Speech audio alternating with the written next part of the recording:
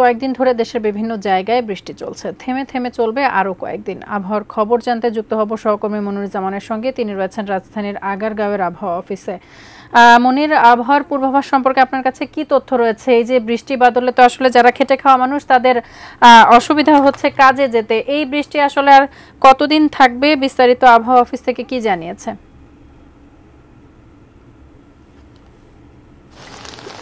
ধন্যবাদ তাসফিয়া।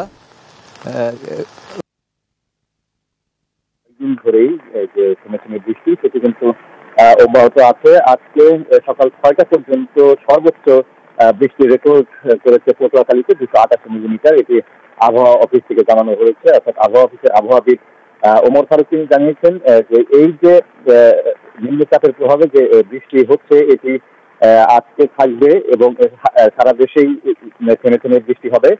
তবে আগামীকাল থেকে এই যে বৃষ্টিপাতের যে ধারা সেটি হয়তো কমতে থাকবে। তাদের আশা এটি যে আগামীকাল থেকে পরিস্থিতি হয়তো কিছুটা উন্নতি হতে পারে। তবে এই বৃষ্টির কারণে তিনি জানিয়েছেন যে চট্টগ্রাম, কক্সবাজার, মোংলা এবং পায়রা বন্দর সমূহ কিন্তু 3 নম্বরের সতর্ক সংকেত দেওয়া হয়েছে এবং বঙ্গোপসাগরে, উত্তর বঙ্গোপসাগরে মাছ ধরা ট্রলার যেগুলো রয়েছে সেগুলোকে নিরাপদে থাকার পরামর্শ দিয়েছে। তো ওমর ফারুক, আবহাওয়াবিদ ওমর ফারুক যেটি জানিয়েছেন যে দেশের পূর্বাঞ্চলে হয়তো ধীরে ধীরে পরিস্থিতি কিছুটা উন্নতি হবে, তবে পশ্চিমাঞ্চলে আবার পরিস্থিতি অবনতি হতে পারে, অর্থাৎ বৃষ্টিপাত পশ্চিমাঞ্চলে বাড়তে পারে।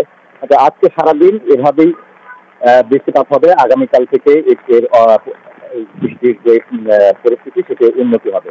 তো আবহাওয়া অফিস থেকে যতটুকু জানানো হয়েছে যে পাহাড় অঞ্চল যেগুলো রয়েছে সেসব অঞ্চলে বাসিন্দাদের সতর্ক থাকার কথা বলেছে, নিরাপদে থাকার কথা বলেছে। যেহেতু থেমে থেমে কয়েকদিন ধরে বৃষ্টিপাত হচ্ছে এবং এই বৃষ্টিপাতের ফলে পাহাড় ধসের আশঙ্কা থাকে এবং সেক্ষেত্রে প্রাণহানির আশঙ্কাও থাকে, যার কারণে সতর্ক বলা হয়েছে সেই পাহাড় অঞ্চল যেগুলো রয়েছে সেসব জায়গায়।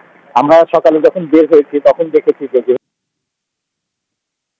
কর্মবিদেশে সবাই যখন সকালে অফিসে যাওয়ার জন্য বের হচ্ছিল তখন থেকেই কিন্তু ঢাকার ভিতরে যে বৃষ্টিপাত, এই বৃষ্টিপাতের কারণে তাদের ভোগান্তি হচ্ছিল। এছাড়া দিনমজুর যারা আছেন, যারা খেটে খাওয়া মানুষ, তাদের ভোগান্তি তো আরো বেশি, কারণ তারা যদি কাজ করতে না পারে তাহলে হয়তো তাদের আয় যে করার যে সুযোগ সেটি বন্ধ হয়ে যায়, যার কারণে তাদের ভোগান্তি আরো বেশি হয়ে যায়।